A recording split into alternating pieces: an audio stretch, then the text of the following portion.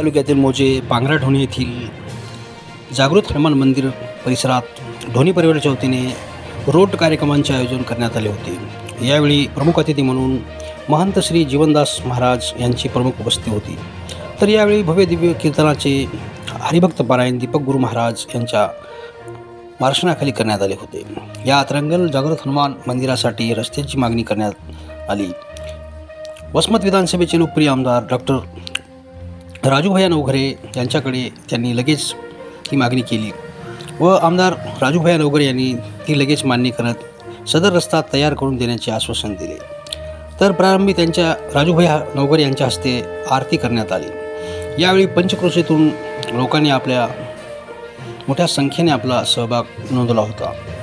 सरपंच उत्तमराव ढोणे, प्रकाशराव ढोणे सह ढोणे परिवाराने या कार्यक्रमासाठी परिश्रम घेतले।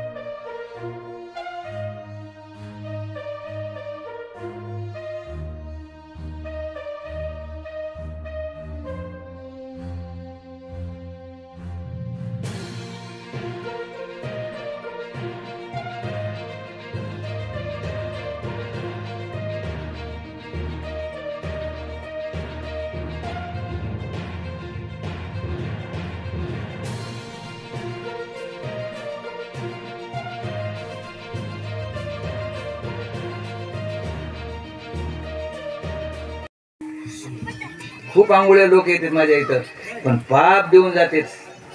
असा एक साधू मला भेटला, या साधूच्या पायाचा स्पर्श झाल्याबरोबर माझं पाप नाही झाले। पाप पाप माऊली मला वचन द्याल?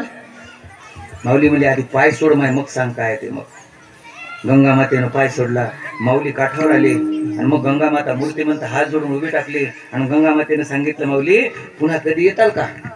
वचन द्या मला, एकदा चक्राला येताल का? माऊलीचे डोळे पाण्याने भरून आले, पाण्याचे थेंब गळत होते। सांगितलं, माय आता आलो ते आलो, याच्या पलीकडे आता मी पुन्हा येणार नाही, कारण का मी या जगामध्ये आता जास्त दिवस राहणार नाही, मी पुन्हा वापस येणार नाही। हे संत सांगू शकतात। वैराग्यमूर्ती सोपान काका महाराजांना आपल्या गावात सांगून गेलते की आता आलोय ना, आता पुन्हा कीर्तनाला येणार नाही। हे संत सांगू शकतात। माय आपलं मरण दुसरं कोणी सांगू शकत नाही। ज्याला मरण कळत त्याला संत म्हणायचं, ज्याला धोरण कळत नाही त्याला काय म्हणायचं मला माहित नाही, ज्याला मरण कळते त्याला साधू म्हणायचं। साधू म्हणायचं महाराजांनी सांगितलं आता मी पुन्हा येणार नाही माय। संत ज्ञानेश्वर महाराज आणि नामदेवराय तीर्थयात्रा करून आले। नामदेवराय असणारे पंढरपूरला आले आणि माऊली आळंदीला गेले। पंढरपूरला आल्यानंतर देवानं नामदेवरायला पाहिलं, पाहिल्या अंतःकरण वरून आलं आणि नामदेवरायला कडकडून अशी गळ्याला मिठी मारली।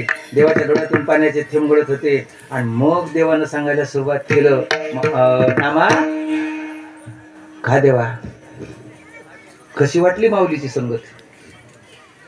कशी संगत वाटली म्हणल्या बराबर नामदेवराच्या डोळ्यातून पाण्याची संगती